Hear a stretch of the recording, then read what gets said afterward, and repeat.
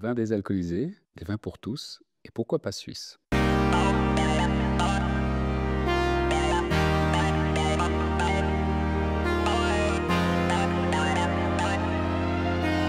l'heure de la Goutte Podcast.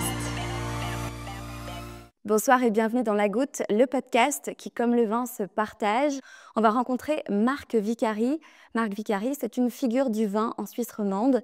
Après des soucis de santé, il effectue un virage à 360 pour proposer du vin désalcoolisé et pour créer un centre de désalcoolisation du vin en Suisse. Un sujet qui promet d'être très intéressant et que je vous propose d'écouter tout de suite. Ce soir, on s'adresse aux amoureux du vin, que vous soyez connaisseur, amateur, un professionnel ou tout simplement un bon vivant de passage, vous êtes au bon endroit. On va s'intéresser à toutes les facettes du vin dans le podcast La Goutte. Et la facette de ce soir ne laisse pas indifférent. On va en parler avec Marc Vicary. Bonsoir Marc. Bonsoir Vanny. Tout d'abord, je te remercie d'accepter de participer à ce podcast qui est tout nouveau. Tu es un passionné de vin. Et avant donc de parler de désalcoolisation, j'aimerais qu'on parle du début. Merci de m'accueillir auprès du feu, c'est très agréable. Donc voilà, pour les présentations, donc Marc Vicary, j'ai rencontré le vin, ça fait maintenant passablement d'années. Ça fait tellement d'années que je commence à me dire est-ce qu'il faut que je le dise ou pas, mais oui, non, j'en suis pas encore là. Donc je l'ai rencontré à 20 ans en faisant un cours autour du vin et c'est en fin de compte la première chose qui m'a passionné dans ma vie. Et j'étais employé de banque et du jour au lendemain, j'ai décidé d'aller étudier le vin. Donc je suis parti pour aller dans le vin. Je l'ai étudié, je l'ai bien sûr dégusté. J'ai surtout appris avec le vin en voyageant. Et en voyageant, pas forcément très loin, déjà dans les vignobles ici locaux, mais aussi à l'étranger, en France. Et c'est en rencontrant justement des producteurs que ma passion s'est nourrie et que j'en suis presque là où j'en suis maintenant, puisque j'ai voulu en faire vraiment une profession et une passion. J'ai eu l'occasion aussi d'exercer cette profession dans mes débuts en faisant je faisais ça, des offres de souscription. Ça veut dire que pour partager ma passion, j'allais à la rencontre des producteurs, je les présentais. J'avais déjà un site internet en 1997, donc ça date un peu. Ah oui, c'est date. Et oui, voilà, je l'ai fait moi-même, donc j'avais bricolé ça et j'allais à la rencontre des producteurs. J'ai présenté et je faisais des offres de souscription. Donc ça veut dire j'encourageais après les souscripteurs à souscrire bien sûr au vin, puis après pour pouvoir justement les avoir. Et moi, ça me permettait comme ça, sans engagement financier, d'aller chercher le vin et d'aller livrer. Je faisais ça vraiment par passion et à côté, je travaillais. J'ai travaillé même dans la culture parallèlement. Je travaillais à l'époque même au Théâtre de Midi et parallèlement, je faisais ces opérations dans le vin. Et j'ai eu la chance, ça fait pas si longtemps que ça, mais c'était en 2010, j'ai eu la chance de prendre le poste enfin 2010, 2013 pour être plus précis, d'être directeur du domaine de la ville de Morges. Donc la ville de Morges a créé une société pour valoriser son domaine public et j'ai eu la chance de travailler là-bas et de diriger le domaine qu'on a amené après dans une orientation pour travailler en biodynamie. On a commencé à faire des vins nature et c'était vraiment une très belle époque auquel j'ai pu m'exercer vraiment au niveau de la communication. J'ai trouvé ça très intéressant. Donc parallèlement à ça, j'ai eu aussi d'autres formations. J'ai fait aussi une formation dans le marketing et la vente, ceci dit. Et là, j'ai pu vraiment me passionner aussi pour l'univers des marques. Et ça, j'ai trouvé ça très intéressant de créer un univers. Et là, on a créé un univers à l'époque pour le domaine de la ville de Morges, autour justement de la biodynamie, au niveau du vin sans soufre. J'ai eu l'occasion de faire des belles rencontres, notamment Corentin Houillon, qui était à l'époque issu d'une grande famille on va dire, naturistes qui faisaient du vin nature. Et on est parti pour faire des vins oranges, des pétnates, des vins en nature, comme ça, ainsi que d'autres marques, notamment, qu'on a eu l'occasion de commercialiser. Et ça, c'était fort intéressant. Après, j'ai eu la chance d'aller travailler à Cave-la-Côte. Ils me cherchaient pour travailler à Cave-la-Côte et j'ai eu la chance d'avoir aussi, j'ai eu beaucoup la chance parce que je me retrouve très chanceux de travailler dans ma passion. J'étais donc directeur du marketing à la Cave-la-Côte et là-bas, on guillemets, j'avais beaucoup plus de moyens pour exercer, en fin de compte, un talent que j'ai commencé à faire autour des marques et au niveau de la communication. Et on a pu, comme ça, aller dans des univers de marques, notamment la cuvée des Pets, qui était fort intéressante. Ça, c'est tout pour une valorisation bio. J'ai toujours été orienté. Oui, ce que j'allais dire, hein, tu reviens beaucoup au bio, tu le ramènes à chaque fois avec toi. Enfin. J'ai toujours été assez orienté justement vers le bio. Et là, j'ai eu l'occasion de faire aussi d'autres développements qui étaient fort intéressants. Et j'ai eu une période, c'était pas si longtemps que ça, maintenant ça fait 2 ans, qui tout d'un coup on m'a dit peut-être qu'il faudrait peut-être arrêter de boire de l'alcool pendant quelques temps parce que j'étais malade justement. Et donc mon médecin m'a dit écoute, pendant, Faut faire une pendant pause. un mois, fait une pause, bois pas d'alcool. Et je suis revenu après un mois, j'ai fait des analyses, il m'a dit, écoute, il faudra peut-être continuer. Et j'ai fait ça pendant 4 mois. C'est un virage là que tu vas faire complètement fou parce que quand on travaille dans le vin, on s'imagine pas un jour promouvoir quelque chose. Enfin, finalement, c'est toujours le vin, bien sûr, c'est justement ce que tu vas nous dire, je pense. Mais c'est quand même aller à l'encontre de ce que tu faisais depuis toujours, quoi, de désalcooliser le vin. Alors justement, ben, là, ça m'a éveillé justement sur une réalité, c'est justement le vin sans alcool. Alors j'en ai pas réellement goûté pendant cette période-là, mais par contre, je m'y suis intéressé, comment faire? Et c'est là que tout le processus est venu en marche et j'ai trouvé ça passionnant. Je me suis surtout aperçu qu'en Suisse, on n'était pas vraiment là-dedans. En France, ça se passait beaucoup, on en parle beaucoup en France, toujours maintenant d'ailleurs, en Allemagne. Et là, je m'y suis intéressé et après, je me suis aperçu, surtout en goûtant, qu'il y avait vraiment des choses mauvaises, il faut le dire. Ah oui, oui, oui, je suis d'accord. Mais après, comme dans le vin conventionnel, hein, on trouve des bons et mauvais vins. C'est pour ça que peut-être certaines personnes ont eu des mauvaises expériences avec du vin sans alcool. La même chose, quand on a une mauvaise expérience avec du vin, il ne faut pas croire que tous les vins sont comme ça. Donc, c'est-à-dire qu'il faut être assez ouvert. Et le vin sans alcool, ben, du coup, par dégustation, je suis arrivé vraiment sur des vins que je trouvais vraiment, on va dire, utiles. J'aime bien utiliser ce terme-là. Ça veut dire qu'ils sont certes désalcoolisés, donc il manque quelque chose, l'alcool, mais par contre, ils répondent à une utilité, c'est l'expérience vin.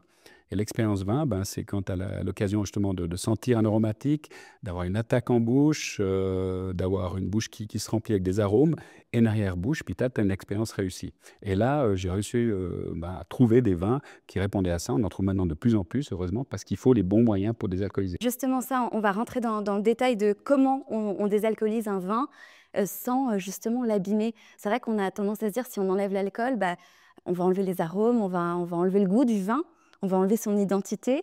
Et justement, je pense que c'est ce que tu veux prouver, on peut ne pas l'abîmer, ce vin. Comment vous faites pour désalcooliser le vin? Alors, il y a plusieurs systèmes. Alors, on peut simplement distiller le vin avec un alambic traditionnel. Donc là, ça veut dire à 80 degrés. Donc, c'est facile à comprendre qu'il ne reste pas grand-chose. Et là, c'est le principe de la distillation à froid. Ça veut dire que par des pompes sous vide, on arrive à descendre le taux d'ébullition de l'alcool, ce qui fait que l'alcool, au lieu de s'évaporer à 80 degrés, il va s'évaporer à moins de 40 degrés. Donc ça permet comme ça de ne pas faire du vin cuir, Hervé. de préserver les arômes et d'avoir après, pas aussi au niveau des récupérations d'arômes, donc c'est-à-dire qu'on peut récupérer encore les arômes par la suite et on les réintègre pour avoir justement l'expérience vin. Et là, on retravaille le vin pour avoir rééquilibrage et on arrive à une expérience que je trouve intéressante. Tu nous as amené un vin, tu vas nous présenter, qui est désalcoolisé donc. Le producteur, donc ça c'est Christian Net, il mérite vraiment d'être connu. Je serai donc présent à Divinum, qui est donc le salon de vin ici, qui a lieu à Morges du 26 au 31 mars. Et moi, sous mon stand, j'aurai l'occasion à la fois de faire goûter les vins sur lesquels maintenant je suis justement à fond, on va dire ça comme ça, pour qu'ils soient prêts pour le salon, et les vins aussi à Christian, dans lequel là je fais déguster un Sauvignon. D'accord. Donc voilà. Lui, il utilise justement ce système qui m'intéresse beaucoup, c'est justement avec la récupération aromatique, mais il y a aussi un principe de base. Pour faire un bon vin désalcoolisé, il faut une bonne base. Si tu fais un vin entre guillemets d'une qualité médiocre, tu peux être sûr que ton vin désalcoolisé, il sera encore plus médiocre. La désalcoolisation, ça ne pardonne pas. Donc ça veut dire que ça va faire qu'amplifier les choses. Et lui, il est parti du postulat, bah, il fait directement une qualité de base, une très bonne qualité, et il passe par les meilleurs moyens de désalcoolisation, et ça permet d'avoir un bon résultat. Là, on a la chance d'avoir un Sauvignon, et le Sauvignon est intéressant à faire désalcooliser parce qu'on est sur des types aromatiques qui permet justement de, malgré l'évaporation de l'alcool, qui reste quand même, grâce à la récupération, qui reste dans le vin. Et là, normalement, tu as un aromatique si tu connais le Sauvignon, Ouais. auquel on est dessus. Hein. On reconnaît. Donc là, il faut toujours un peu, bien sûr, les ouvrir, comme n'importe quel vin. Alors, ce qui est bien dans l'expérience vin sans alcool, c'est qu'on reste exactement dans la même expérience vin. C'est ça qu'il faut comprendre. C'est que nous avons des verres, nous avons une bouteille, on le sert, Un feu. un feu, bah, ça c'est encore mieux. On a mis le nez dessus, on regarde, on attend, on peut même faire santé. Je peux même faire santé. Exactement. Et c'est ça qui différencie le vin du reste des autres boissons, on va dire ça comme ça. Parce que c'est l'expérience vin. Et l'expérience vin, elle commence à la bouteille, elle va dans le verre, elle va juste après, bien sûr, dans la dégustation et après même en parler. C'est ça. C'est-à-dire qu'il n'y a pas que l'ivresse dans le vin. Au contraire, il y a tout le cérémonial, tout ce qu'il y a autour. Et c'est ça qu'on peut garder avec un vin sans alcool. Quand tu dis désalcoolisé, c'est 0,0% ou 0,025, 0,5, c'est quoi? Je vais juste aussi vous affranchir par rapport à cet univers, parce que maintenant il est en train de se développer. Il existe 3 catégories, on va dire ça comme ça. Il existe la 0,0, Ça veut dire qu'on part du principe qu'il y a zéro d'alcool. Voilà, donc on arrive désalcoolisé à zéro. Le problème, c'est qu'il manque quand même d'expérience et on s'aperçoit qu'avoir légalement, quand tu as en dessous de 0,5 degrés, ça veut dire que le vin, il est considéré comme sans alcool. Et ce 0,5 n'est pas à sous-estimer, c'est parce qu'il nous permet de travailler toujours avec une récupération aromatique, comme j'en ai parlé tout à l'heure, pour avoir justement de l'aromatique. Et là, c'est intéressant, les 0,5, ils ont justement la possibilité d'avoir une expérience supplémentaire, en tout cas aromatique. Les 0,0, surtout en France, on en trouve, ben c'est principalement parce que comme c'est des vins qui sont principalement envisagés pour l'export, et notamment dans les pays où la confession ne permet pas forcément de boire de l'alcool, peut-être l'interprétation, elle est 0,0. Et sinon, il existe aussi... Et puis les femmes enceintes aussi, je sais, étant passées par là, qu'on fait très attention à ce genre de choses. Alors, je ne pense pas que le 0,5, puisqu'on part de 0,2, 0,3, ça nuit. Sur des jus d'orange, si vous analysez les alcools que vous pouvez trouver dans des jus de fruits, vous pouvez vous apercevoir qu'il y a quand même des traces d'alcool, hein, même si vous laissez votre banane traîner un petit moment. Donc voilà, juste pour expliquer. Et sinon, il existe les boissons à base de vin désalcoolisé, et ça, c'est des boissons aromatiques. Donc à ce moment-là, on prend un vin qui est désalcoolisé et on rajoute des arômes externes. Mais à ce moment-là, on sort de la catégorie vin, c'est une boisson à base de vin désalcoolisé. D'accord. Et ça, c'est un peu les trois catégories. Moi, ce qui m'intéresse, bien sûr, c'est la qualité. Donc, c'est pour ça que cette catégorie, entre guillemets, 0,5 maximum est très intéressante et c'est celle-là dans laquelle on veut travailler. Voilà, le projet, donc, c'est à la fois de lancer une marque, et la Vigneronne, avec deux vins, qui a le luxe, ça, c'est un mousseux. Et vous avez le VIP qui est un rosé. Donc, c'est sur la même base de rosé, on a fait deux vins.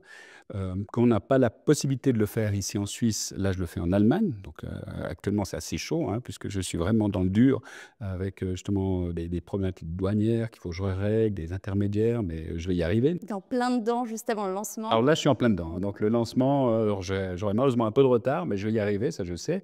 Donc, je suis en train de le faire maintenant. Et parallèlement à ça, c'est je demande de donner la possibilité de le faire ici en Suisse, parce que c'est un non-sens d'aller en Allemagne le faire désalcooliser, de nous offrir ici la possibilité de le faire avec des moyens qualitatifs. Ça s'adresse en gros à tous les vignerons qui voudraient désalcooliser leur vin.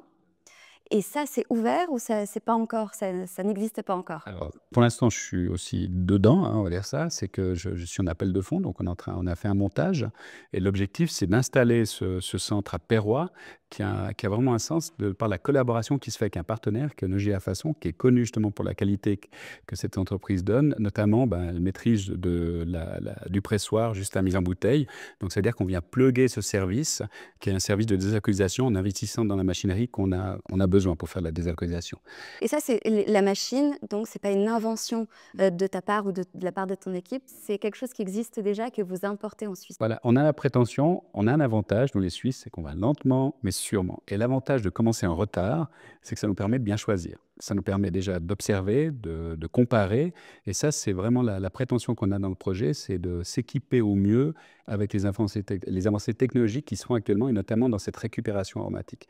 Et là, on voit vraiment au niveau industriel, il y a vraiment un effort dans ce sens-là qui maintenant est fait. Donc la désalcoolisation, on en parle depuis 30 ans, hein, mais maintenant, il y a vraiment au niveau équipement qui nous permet de faire ça. Il ne faut pas sous-estimer, au-delà même de la désalcoolisation, il y a aussi la stabilisation qui rentre en ligne de compte. Et là, notre objectif, c'est d'installer ces deux prestations, que ce soit bien sûr la désalcoolisation et la stabilisation, et là, bien sûr, que ce soit ouvert à toute la production suisse pour leur permettre d'aller, pour produire des vins désalcoolisés et d'aller sur ce marché. Actuellement, en Suisse, vous pouvez trouver que des vins désalcoolisés étrangers. Et nous, en tant que Suisse, nous avons quand même une valorisation viticole à faire. Alors, pourquoi pas nous? Et d'autant plus, installons directement une qualité. Et toi qui travailles avec des vignerons depuis toujours, je suppose que tu continues de les fréquenter quand même. Comment ils accueillent ça? Ils me voient comme un hérétique. Non, j'exagère. Un peu. Non, mais je pense que c'est quand même le cas. Il faut un petit peu de temps. C'est un peu le cas. Mais ce qui est intéressant dans mon chemin de croix, on va dire ça comme ça, mais c'est pas si compliqué que ça, c'est que il faut faire déguster. Et souvent, le plus souvent, celui qui connaît pas, il est effrayé. Et là, j'ai vu justement les vignerons, ou même les personnes auxquelles je dis, moi, je fais du vin sans alcool. Alors, tout de suite, le vin, il y a de l'alcool dedans. OK, mais pourquoi? C'est un composant pour moi. Quand je parle de vin, je parle pas d'alcool, je parle de vin. Et le vin, c'est issu d'une vigne et ça crée une expérience. Et c'est ça. Et il y a un vigneron, je veux dire, il y a toute une, il y a de l'humain derrière. Et c'est pour ça que les vignerons ou les amis que j'ai l'occasion de faire découvrir qui étaient un peu sceptiques, ben, je leur fais déguster. Et notamment, ben, comme j'ai pas de vin encore, je leur fais déguster des bons exemples. J'ai eu l'occasion de faire déguster, parce que moi, par exemple, pour faire le vin qu'on fait de la vigneronne, ben, j'ai testé. J'ai même testé, j'ai mis en compétition même 2 pays, il faut le dire. J'ai fait la France Et et l'Allemagne? l'Allemagne. Alors, malheureusement, les systèmes allemands, là, par rapport à ce que j'attendais, ont vraiment répondu à la demande. C'est vrai qu'il est très bon. Et là, ben, j'ai préféré aller du côté allemand, on va dire ça comme ça, pour aller dans cette désalcoolisation. Et quand je fais goûter, notamment ben, les vins, comme maintenant je te fais goûter là, le Sauvignon, alors on peut parler pendant des heures du sans-alcool, mais si je ne le fais pas déguster, tu vas pas pour l'intégrer. Et là, je te le fais déguster, tu dis OK, ça fait le job. Ouais. Et justement, toi, tu es passé par des soucis de santé. Très honnêtement, le Marc d'il y a 10 ans, est-ce que tu aurais été prêt à goûter le vin sans alcool? Est-ce que tu aurais eu l'ouverture d'esprit à 10 ans? Non. Bah, il y a même 2 ans, c'est même dit, on m'a dit il y a 2 ans que... Parce qu'il faut savoir que j'ai quitté mon emploi, j'ai investi le peu d'argent que j'avais de côté dans mon projet. Et si on m'a dit ça il y a 2 ans que j'allais faire ça, je dis mais il y a vraiment quelque chose qui s'est passé, c'est pas moi. Et vraiment. Et c'est là qu'on a la chance d'être accompagné dans notre vie par des expériences et qui nous amènent à nous ouvrir. Et moi, c'est ce qui est arrivé pour moi. Donc, et je suis content. Donc tu peux comprendre ceux qui sont réfractaires, qui, c'est vrai que moi non plus, je n'avais pas imaginé boire un jour du vin sans alcool jusqu'au jour où j'ai été enceinte. J'avais plus le choix. Voilà, j'ai connu l'expérience, donc j'ai compris et j'ai envisagé le cérémonial, comme tu dis, du vin autrement. C'est-à-dire que c'est surtout le plaisir de partager un bon moment.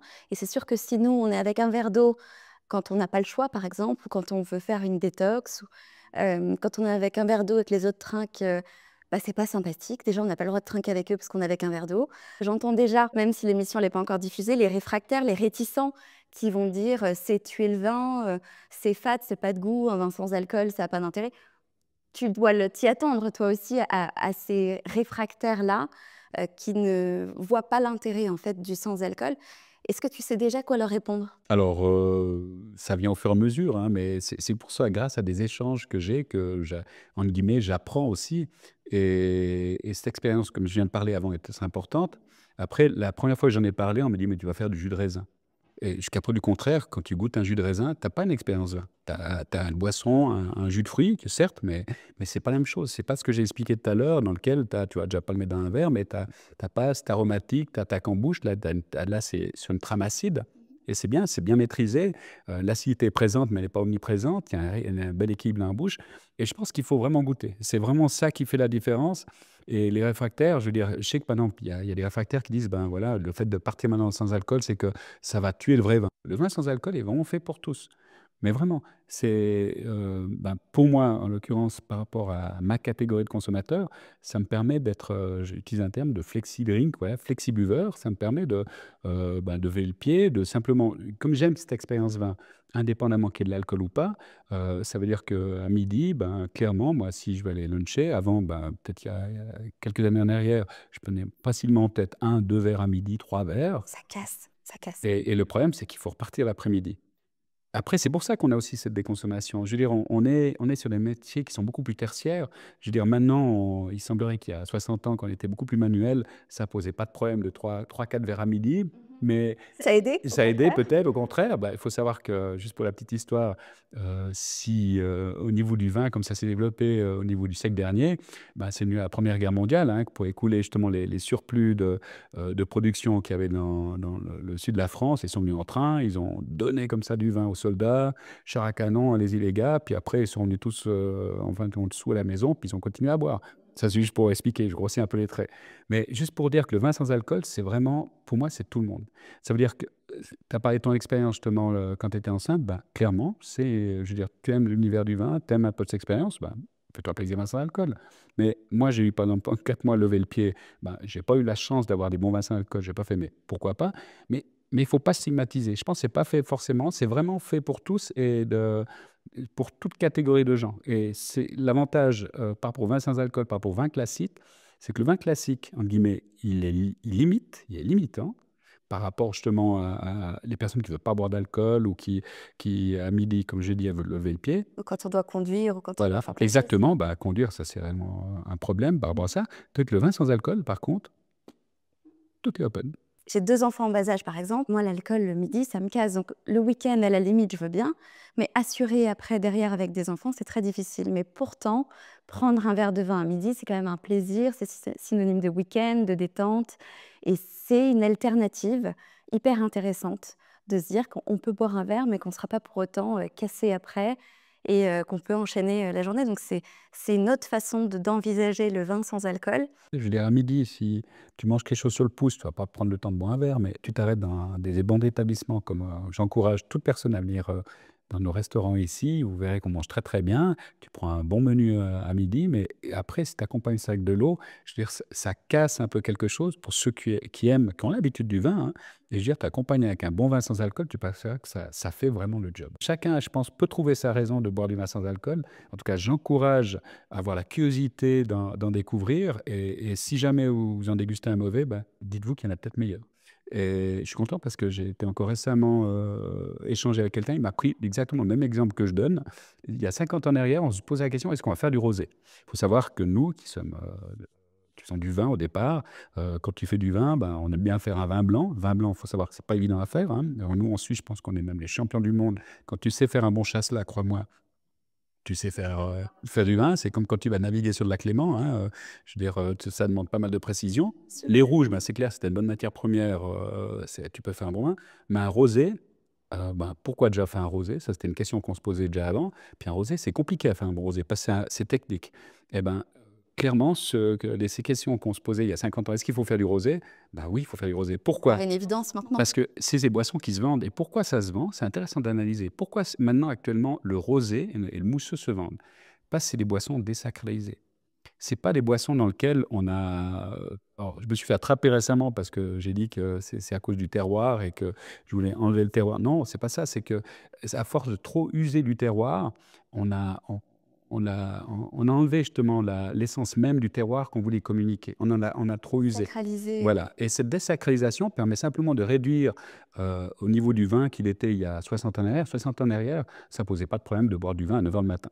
Après, les temps changent, tant mieux, hein, parce que jusqu'à preuve du contraire, je crois que ça va quand même dans le bon sens. Oui, quand même. Mais il y a 60 ans en arrière, je veux dire, le vin était vu comme une boisson. Maintenant, on en a fait justement un vin dans la communication un peu plus élitiste. On a parlé justement de cette notion de terroir, on parle de storytelling, on est en train de faire quelque chose. Mais en fin de compte, maintenant, ce qu'on veut, nous, c'est juste une boisson, passer un bon moment et pas forcément se sentir exclu même pour ceux qui n'ont pas forcément accès à la connaissance.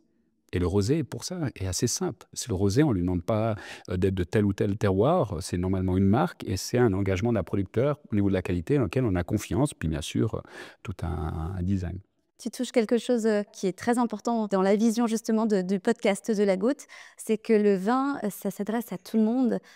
C'est pas une élite, c'est pas un langage trop technique, c'est aussi spontané. Le vin, c'est un moment, ça existe depuis la nuit des temps. Ça fait 10 000 ans que le vin, il est fait par l'homme. Et il ne faut pas en faire quelque chose d'intouchable pour la jeune génération, par exemple, qui a tendance à un peu se désintéresser de l'alcool en général, mais surtout du vin. Parce que c'est quelque chose peut-être de trop pompeux, d'inabordable. Et je trouve que tu touches du doigt un vrai sujet. Le vin, c'est avant tout un moment de partage. Justement, je pense que là-dedans, la jeune génération peut être un atout énorme pour le sans-alcool, pour l'avenir du sans-alcool, pour le vin, parce que les jeunes d'aujourd'hui n'ont pas forcément envie de boire de l'alcool. Ce que tu dis, bien sûr, est très juste par rapport à ces nouvelles générations. Donc, et je pense que pour revenir aussi peut-être aux réfractaires, je pense au niveau de la production, il faut voir aussi le vin sans alcool comme un accès au vin.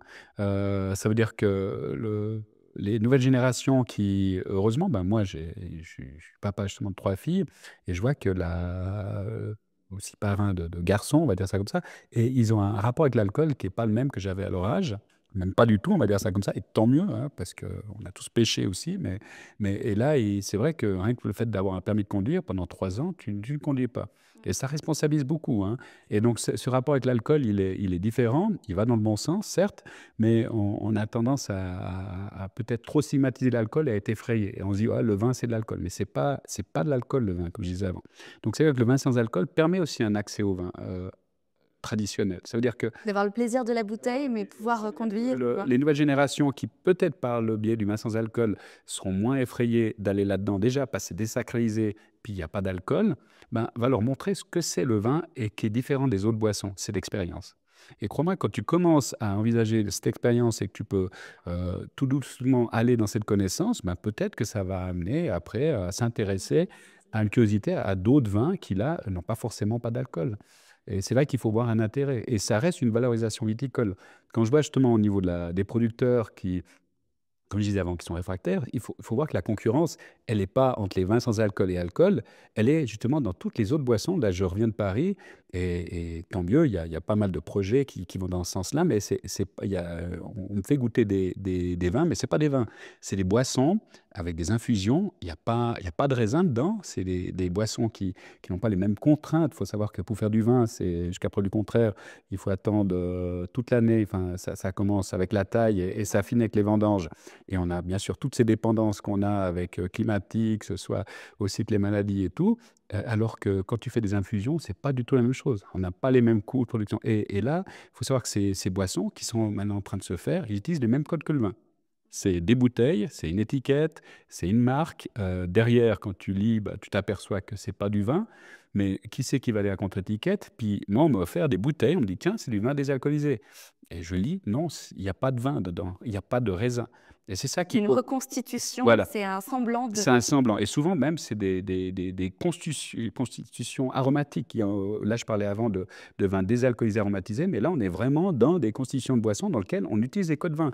Alors, pourquoi ce ne serait pas la valorisation viticole dans laquelle on veut faire du vin sans alcool qui devrait prendre cette place, laisser la place à des boissons qui n'ont pas réellement leur place là-dedans? C'est très juste. Alors, Autant que les vignerons profitent de cette brèche pour s'imposer et puis faire connaître leur vin autrement. voilà. Puis c'est l'occasion aussi de... Il faut savoir que moi, j'ai la chance de démarrer un projet qui démarre de zéro. Donc, c'est-à-dire ma cave, la vigneronne, ben, je peux créer mon univers. Mais quand tu démarres d'un vigneron qui, lui, a tout son ADN, ben, c'est clair qu'il faut plugger ça là-dedans. Mais ça les permet d'avoir une petite brèche pour aller justement dans cette boisson désacralisée, un peu plus détendue, d'aller acquérir une nouvelle clientèle. Et ça, je trouve ça intéressant à faire aussi, à accompagner. Et dans les vignerons suisses autour de toi, tu en connais qui sont partants, qui sont au contraire, qui sont totalement OK. Genre des récalcitrants, je n'en ai pas trouvé beaucoup, tout honnêtement, hein. C'est super. Donc, en tout cas, ils ne m'ont pas vraiment fait savoir. Ils n'ont pas osé. Ce qui est intéressant, c'est comme je serai à Divinum avec mon stand pour faire, je serai le seul, je pense, à faire déguster du vin sans alcool dans tout le salon, qui fera uniquement ça. Donc, je vais avoir des retours en live. Et voilà, ce sera intéressant, quoi. Mais comme je te dis, si tu fais déguster, tu mets souvent plus facilement d'accord tout le monde. Bien sûr. Et le vin que tu vas produire, donc, il est produit pour le moment en Allemagne. Non, alors, c'est du vin. J'ai eu la chance d'être accompagné par la cave La Côte, qui est chez D'accord. Plaouia, L'été avant. avec Rodrigo. Donc, on a fait un super rosé, un rosé qui était vendangé. J'ai eu la chance aussi que le label, enfin, IP Suisse m'accompagne là-dedans. C'est des raisins qui sont labellisés IP Suisse. Donc, il y a une notion de durabilité que je voulais justement attacher justement au vin. Donc, la base est faite ici alcoolisée. On a fait un rosé léger en alcool, 10,5.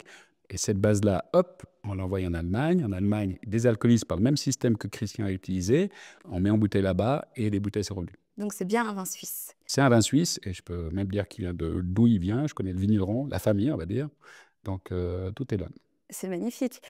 Le rosé tranquille, ça veut dire qu'il n'a pas de gaz. Ça, c'est un terme un peu technique qu'on utilise. Le rosé s'appelle VIP. VIP, voilà.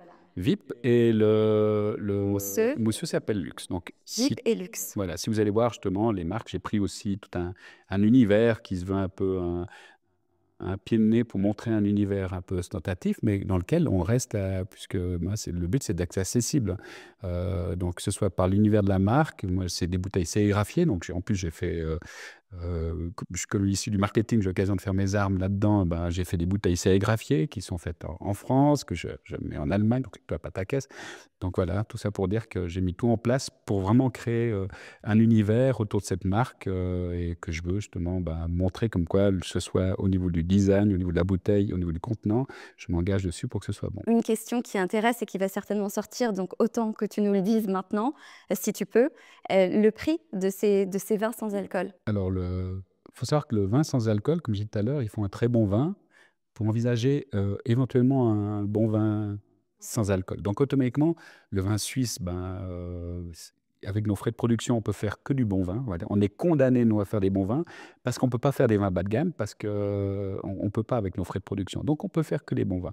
Et ces bons vins, il faut savoir que ça a un prix. Nous, par exemple, le rosé, lui, sera proposé à 15 francs 90 et le mousseux, donc le luxe, lui, sera à 19,90. On reste dans le catalogue de prix qui est proposé, mais il faut savoir que le vin désalcoolisé ne sera pas meilleur marché. Il peut être que plus cher puisqu'on rajoute une opération supplémentaire sur une base déjà de qualité. Et la vigneronne, pourquoi tu as choisi ce nom?